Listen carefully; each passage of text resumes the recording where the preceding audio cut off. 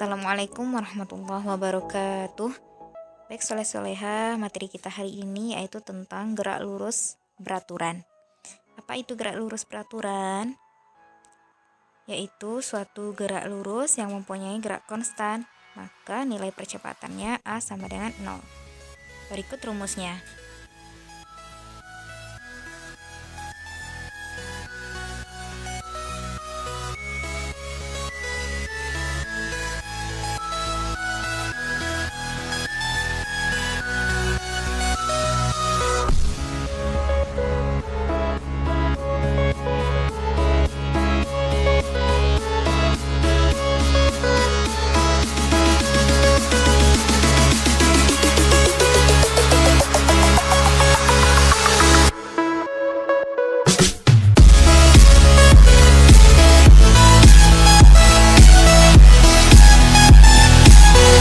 Selanjutnya tentang gerak lurus berubah beraturan. Seekor siput dan sebuah jamur. Dari kondisi diam, siput perlahan bergerak lurus menuju jamur. Bagaimana menganalisa gerakan dari siput ini? Dalam hal ini, kita membutuhkan sistem koordinat dan alat ukur waktu. Pada waktu tertentu, siput mencapai titik tertentu. Kita bisa menandai posisi ini sebagai sebuah titik. Awalnya pada saat T sama dengan 0 menit, siput berada di X sama dengan 0 cm. Anggap saja panjang satu kotak adalah 1 cm. Pada T sama dengan 1 menit, siput berada di X sama dengan 2 cm. Pada T sama dengan 2 menit, siput berada di X sama dengan 6 cm. Pada T sama dengan 3 menit, siput berada di X sama dengan 12 cm. Dan seterusnya hingga siput mencapai jamur. Menggunakan konsep dari tutorial sebelumnya, kecepatan siput pada segmen pertama adalah V1 sama dengan 2 minus 0 per 1 minus 0 sama dengan 2 cm per menit.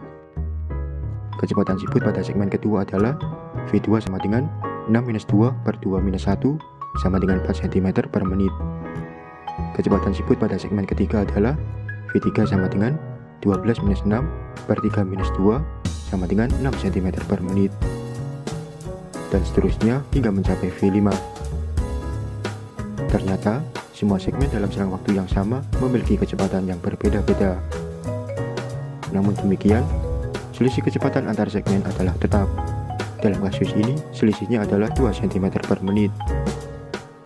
Artinya, kecepatan setiap segmen berubah secara teratur. Gerak lurus seperti ini dikenal sebagai gerak lurus berubah beraturan atau GLBB.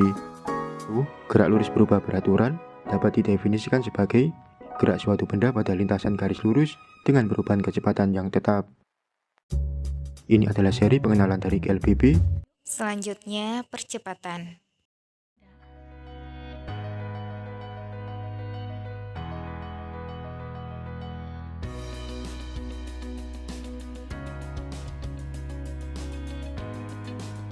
Ketika kecepatan benda berubah, maka akan timbul percepatan. Percepatan didefinisikan sebagai perubahan kecepatan per satuan waktu. Karena kecepatan merupakan besaran vektor yang memiliki nilai dan arah, maka perubahan kecepatan atau yang biasa kita sebut sebagai percepatan akan timbul jika 1. Besar kecepatan berubah walaupun arah geraknya tetap. 2. Besar kecepatan tetap namun arahnya berubah. 3. Besar kecepatan dan arah geraknya berubah.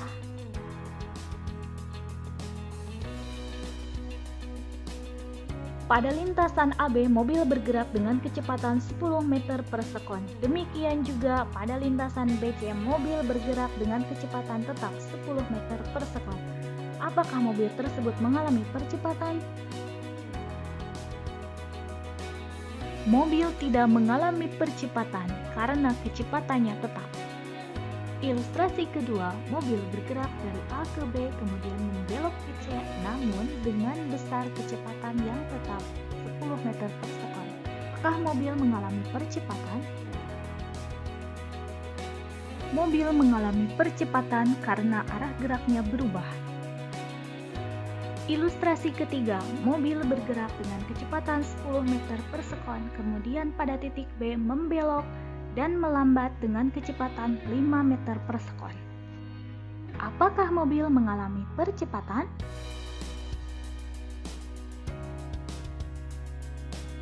Ya, mobil mengalami percepatan karena besar kecepatan dan arah geraknya berubah.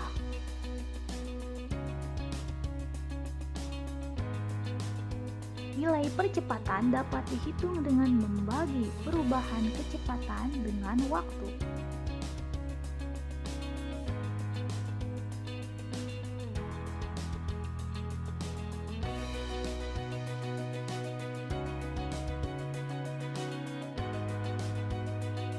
Secara matematis dapat ditulis dengan rumus A sama dengan Vt dikurangi V0 per T.